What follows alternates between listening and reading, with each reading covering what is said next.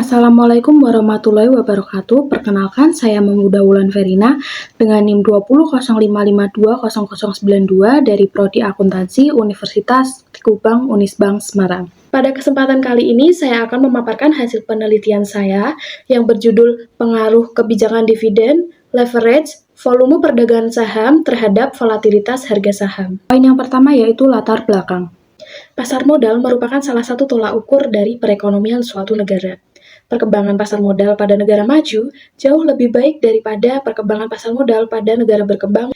Kondisi tersebut memicu negara berkembang agar lebih meningkatkan nilai dari pasar modal dengan mengharapkan adanya investasi dari banyak investor. Investasi saham dalam pasar modal akan memberikan return yang tinggi namun juga memiliki risiko yang tinggi. Jadi para investor perlu mempertimbangkan beberapa faktor yang akan mempengaruhi perubahan harga saham. Sehingga perumusan masalah dibagi menjadi 3. Yang pertama, bagaimana pengaruh kebijakan dividen terhadap volatilitas harga saham. Kedua, bagaimana pengaruh leverage terhadap volatilitas harga saham. Dan bagaimana pengaruh volume perdagangan terhadap volatilitas harga saham. Dan tujuan penelitian kali ini yaitu yang pertama untuk menguji apakah kebijakan dividen dapat mempengaruhi volatilitas harga saham, kedua untuk menguji apakah leverage dapat mempengaruhi volatilitas harga saham, ketiga untuk menguji apakah volume perdagangan saham dapat mempengaruhi volatilitas harga saham. Dengan kerangka pemikiran seperti gambar tersebut, yaitu variabel dependen pada penelitian ini yaitu volatilitas harga saham, sedangkan variabel independennya X1 kebijakan dividen, X2 leverage, dan X3 volume perdagangan saham. Yang mana variabel X1, X2, X3 pada penelitian ini akan mempengaruhi variabel Y atau variabel dependen. Berikutnya yaitu ada metode penelitian. Sampel yang digunakan pada penelitian ini yaitu perusahaan yang terindeks dalam LQ45 periode 2018 sampai 2022 dengan kriteria yang pertama, perusahaan LQ45 yang sahamnya terdaftar di BEI tahun 2018 sampai 2022. Yang kedua, perusahaan LQ45 yang membagikan dividen pada pemegang saham periode 2018 sampai 2022. Jenis penelitian yang digunakan adalah penelitian kuantitatif berupa laporan keuangan tahunan diaudit di perusahaan yang terindeks LQ45. Sebelum lanjut, kita perlu memahami terlebih dahulu apa saja variabel yang digunakan. Yang pertama, volatilitas harga saham yaitu perubahan harga saham perusahaan pada periode tertentu. Rumus dari volatilitas harga saham yaitu akar dari selisih harga saham tertinggi dan harga saham terendah dibagi 2. Yang kedua ada kebijakan dividen adalah keputusan apakah perusahaan akan membagikan kepada pemegang saham dalam bentuk dividen atau akan ditahan guna menambah modal untuk pembiayaan investasi pada periode berikutnya. Pada penelitian ini, kebijakan dividen diproporsikan dengan DPR. Rumus dari DPR yaitu dividen tunai per saham dibagi dengan laba per saham.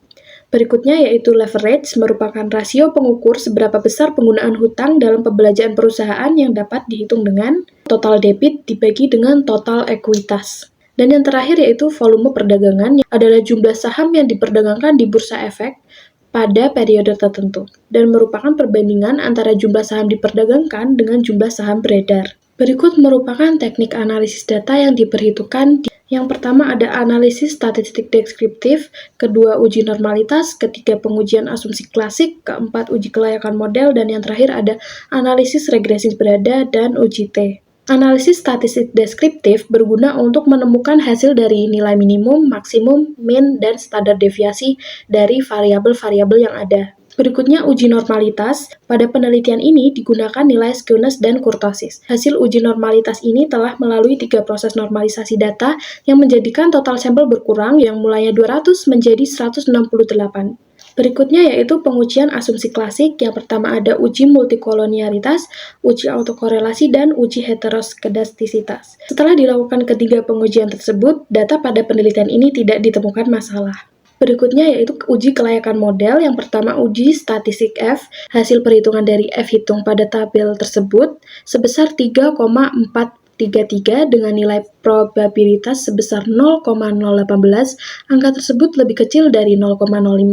Kesimpulannya yaitu model yang digunakan untuk menguji pengaruh variabel independen adalah model yang layak. Berikutnya yaitu uji koefisien determinasi. Nilai adjust R-square pada tabel tersebut sebesar 0,042 yang berarti variabilitas variabel dependen volatilitas harga saham yang dapat dijelaskan oleh variabilitas independen sebesar 4,2%, sedangkan sisanya 95,8% dijelaskan oleh faktor-faktor lainnya yang tidak masuk ke dalam model regresi. Analisis regresi linear berganda ini dilakukan untuk mengetahui tingkat signifikasi dari variabel independen pada variabel dependen. Uji hipotesis pada penelitian ini menghasilkan yang pertama, variabel kebijakan dividen. Nilai signifikannya sebesar 0,002, di mana angka tersebut jauh lebih kecil daripada tingkat signifikasi 0,05, sehingga dapat disimpulkan bahwa kebijakan dividen berpengaruh positif signifikan terhadap volatilitas harga saham. Yang kedua, ada pengaruh leverage terhadap volatilitas harga saham. Pada tabel tersebut, nilai signifikan sebesar 0,72, sehingga dapat disimpulkan bahwa leverage tidak berpengaruh pada volatilitas harga saham. Dan yang terakhir ada pengujian hipotesis volume perdagangan.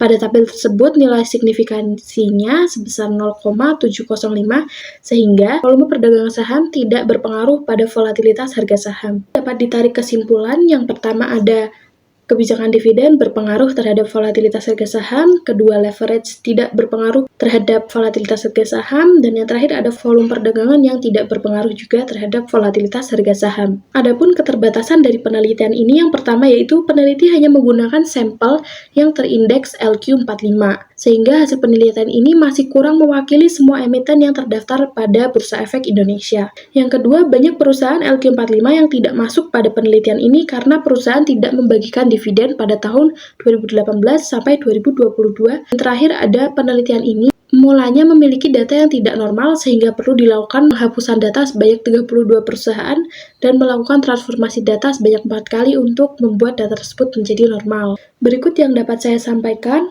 Terima kasih atas perhatiannya, kurang lebihnya mohon maaf. Wassalamualaikum warahmatullahi wabarakatuh.